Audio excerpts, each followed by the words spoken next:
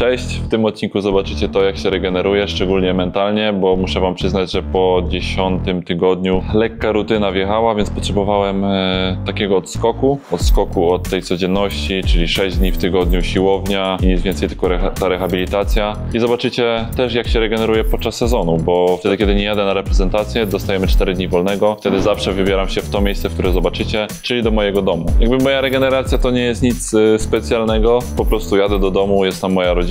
Zawsze też właśnie podczas sezonu, kiedy mamy te 4 dni wolnego, to moja rodzina z Dębicy przyjeżdża do mojego domu. Rodzina Ali już tam mieszka obok, więc wszyscy spotykamy się razem i tak właśnie lubię spędzać ten czas. Ten czas daje mi bardzo dużo, bo mogę odskoczyć od wszystkich moich codziennych rzeczy i tak jak teraz właśnie przez te 10 tygodni miałem rutynę i zaczyna to mnie nudzić powoli, bo taki okres tej rehabilitacji jest. Lubię siłownię, ale 6 dni w tygodniu to jest trochę za dużo, więc taki odskok od tego wszystkiego przydał mi się i zapraszam was na ten odcinek. Pakowanie się do wyjazdu z małym dzieckiem to jest normalnie Armagedon. No to dopiero druga, to druga część jest.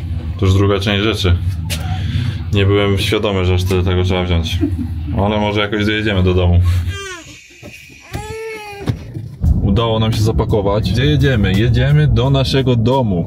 Mamy dom obok Zielonej Góry. No i niestety najpierw przez moją kontuzję, a później przez... jak powiedzieć, kontuzję Ali. No jakby nie patrzeć, była to kontuzja. Przez kontuzję Ali, czyli przez poród i ciążę nie byliśmy przez dłuższy okres. My też nie jesteśmy przyzwyczajeni mieszkania, znaczy ja nie jestem przyzwyczajona teraz, że siedzimy i się kisimy w bloku. Nie jesteśmy przyzwyczajeni, ja jestem z miasta. No, ale w sumie teraz dłuższą chwilę mieszkaliśmy w domkach. Ale no tak, Heerenveen to jest takie malutkie miasteczko, większa wioska można powiedzieć. No i przesady, miasteczko. Dobra, miasteczko, no ale jest tam bardzo cicho, jest dużo zieleni i w sumie się do tego przyzwyczailiśmy. Nie jesteśmy przyzwyczajeni do mieszkania w dużym mieście. To znaczy jest spoko, ale no potrzebujemy takiego po prostu wyrwania się. Nic, ja jestem z takiego blokowiska, ale się śmieję, że jestem z Patoli. No nie mów tak, bo teraz będą mnie szykanować w komentarzach. W sensie... Bo tak się zachowujesz. No, tak się zachowuję. Taki patos. Nie no, mówi tak ze względu na to, że moje osiedle z Dębicy nie jest za bardzo uważane za to najlepsze. Dlatego się śmieję, że jestem z Patoli. Ale ja mówię to w żartach, teraz to no wiem, że mówisz... obrażała twoje... Nie, mówi to w żartach.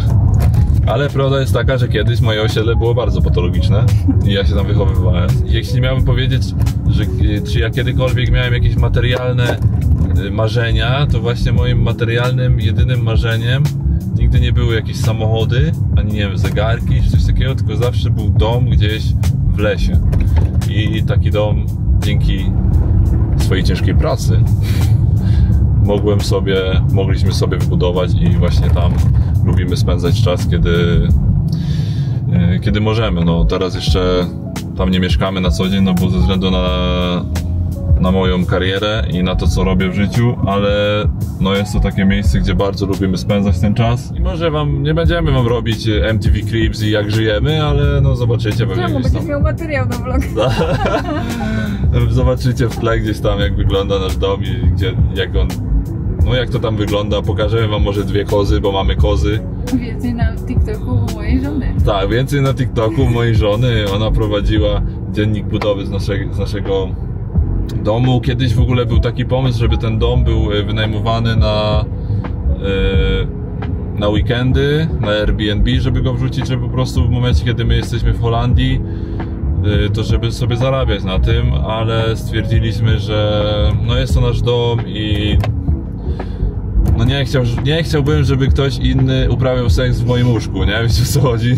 Są pewne granice, a ja wiem, jak się takie wynajmy właśnie kończą, więc... Drogi, mamy godzinę 49 z 1 przerwą, bo pola jest jeszcze za mała, żeby tyle przejechać polą, ale ogólnie jeśli chodzi o sezon, w sezonie jak normalnie gramy, no to kiedy mamy te 4 dni wolnego, to właśnie też moja rodzina z Dębicy przyjeżdża do nas, a my przyjeżdżamy z Holandii też do nas. No i spotykamy się gdzieś tam w połowie drogi. Jak się jest profesjonalnym piłkarzem, to ten dystans od rodziny jest wpisany w kontrakt, że tak powiem. Wyjechałem w wieku tam 15 lat. Gdyby tak zliczyć wszystko od momentu, kiedy ja wyjechałem z Włoch do teraz, to ja w Dębicy może byłem łącznie 2 miesiące, nie? Dużo ludzi właśnie do mnie pisze albo myśli, że ja jestem w ogóle z Poznania. To też jest ciekawe, że ja przyjechałem do Poznania się rehabilitować, bo ja jestem z Poznania i będę mógł sobie w domu siedzieć. No to nie jest prawda, ja nie jestem z Poznania, z Poznaniem nie mam nic wspólnego, ale z Zielonej Góry, spod Zielonej Góry, właśnie tam do tego miejsca, gdzie jedziemy. Teraz ja też jestem już stamtąd, ale pochodzę z Dębicy, z Podkarpacia, więc nie ma żadnego połączenia z Poznaniem. Poznań po prostu wybrałem ze względu na fachowców. Za pierwszym razem gdzieś tam z polecenia, za drugim razem z doświadczenia. Nie patrzyłem przez pryzmat tego, czy ja pojadę sobie do domu, czy nie. Dojazd do naszego domu wygląda jak scena z horroru w nocy. Ktoś tu Nie chciałabym być tu sama. Jak ktoś tu pierwszy raz jedzie, to sobie myśli... Hajmy są. Dom pełny, cała rodzina i moja i Ali. Ale jest to bardzo fajne, bo rzadko kiedy możemy się tak spotykać, więc... Nic, tylko się cieszyć. Jakbyście się zastanawiali, co moja mama robi? Moja mama jest dealerem, zobaczcie. Patrzcie to. Hops. Co to jest w ogóle? Marihuana! Ta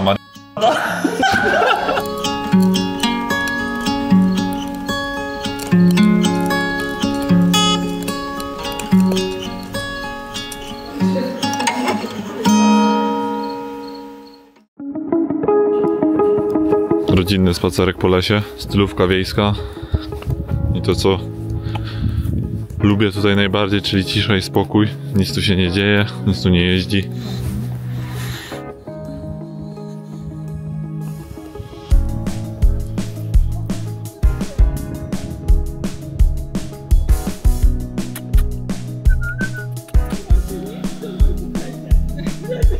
Mimo że oglądanie meczy, a szczególnie tych swoich, sprawia, że jestem trochę smutny, bo gdyby nie kontuzja, to bym tam był. Mam takie uczucie, że coś mnie omija. No to nie da się nie oglądać meczy swojej drużyny i...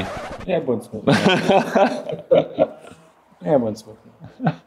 Będzie dobrze. Też mój tata jest dużym fanem piłki nożnej, więc podczas tego 4-dniowego czy 3-dniowego wypadu do swojego domu sporo piłki oglądaliśmy, ale robiliśmy też takie normalne, rodzinne rzeczy, jakiś spacer, ognisko. Mimo że chyba jeszcze za bardzo nie mogę kopać piłki, no nie mogłem się powstrzymać, kiedy mój chrześniak wyciągnął piłkę i chciał ze mną zagrać, więc to też robiłem. Wziąłem też piłkę i sam gdzieś tam kopałem o ścianę, bo no, nosi mnie, że tak powiem. Ciągnie wilka do lasu i no już bardzo bym chciał wrócić, ale wiem, że na to wszystko potrzebny jest czas. Wszystko trzeba robić krok po kroku, ale czasami próbuję gdzieś ten jeden krok przeskoczyć, żeby chociaż tą piłką chwilę pograć.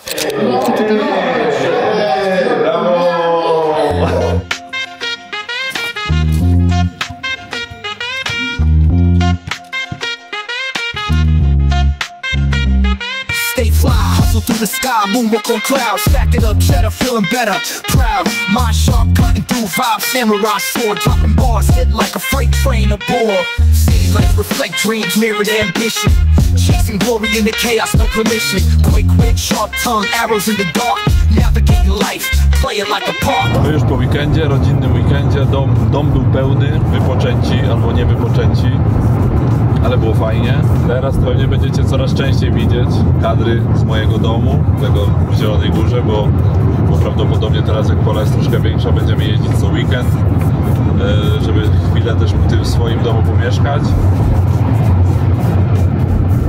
No i zaraz właśnie jedziemy do Poznania, będziemy robić z Piotrkiem kolejne testy, te, które mogliście zobaczyć jakieś 2 odcinki temu na tych platformach. Będziemy je drugi raz teraz powtarzać, żeby zobaczyć, czy był jakiś progres. Odpoczynek odpoczynkiem, ale robota sama się nie zrobi i po weekendzie w poniedziałek już wróciłem do Poznania i zrobiliśmy testy. Dobra wiadomość, bo testy wyszły bardzo fajnie, jest zauważalna poprawa mojej siły w nodze operowanej, oczywiście w nieoperowanej też, no ale dziś tam skupiamy się bardziej na tej tej nodze operowanej. Wszystkie screeny zobaczycie gdzieś tutaj, podwrócimy, podlinkujemy i zobaczycie, jak to dokładnie wygląda. To bardziej taki content dla sportowych świrów, trenerów motorycznych albo kogoś, kto lubi bardziej statystyki i cyferki. No i później to, co robię od tych 10 czy 11 tygodni, czyli ta rutyna i kolejny trening.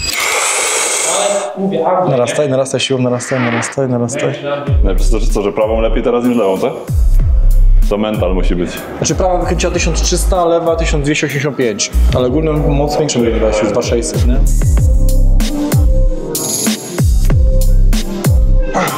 Jeśli o peak force na przykład, no to prawą poprzednio 1040, tak średnia, a dzisiaj 1300 prawie, nie? Czyli lewa też się podniosła, ale prawa wyprzedziła jakby, nie? W tym tutaj. Poprawiliśmy lewą, ale prawą jeszcze mocniej, nie?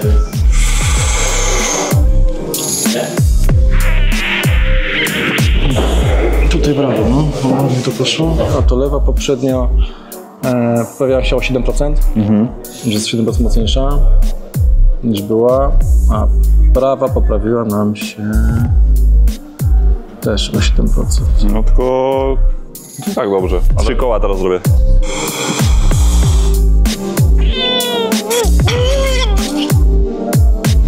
Dobry. Powyżej 3, no. 351. Bo te 100, 150 to już jest taki... To jest to właśnie. To jest ten... No. To już była ta ślina. No.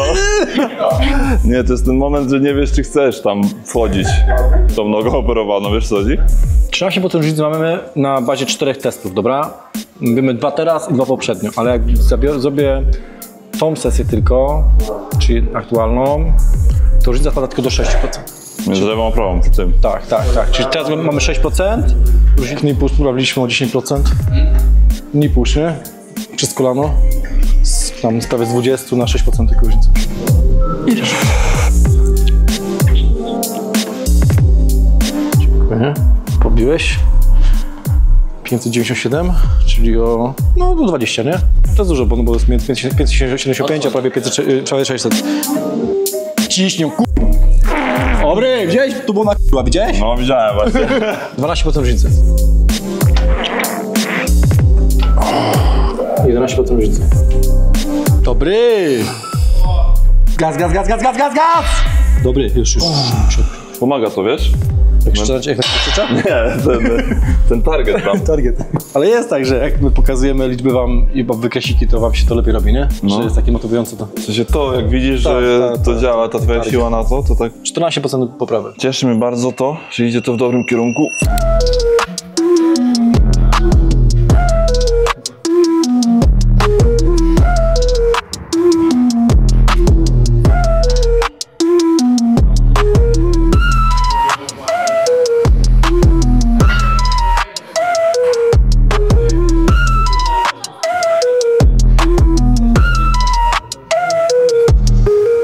Po treningu dzisiaj było ciężko, bo miałem i testy i od razu później trening nóg, więc weszło mocno.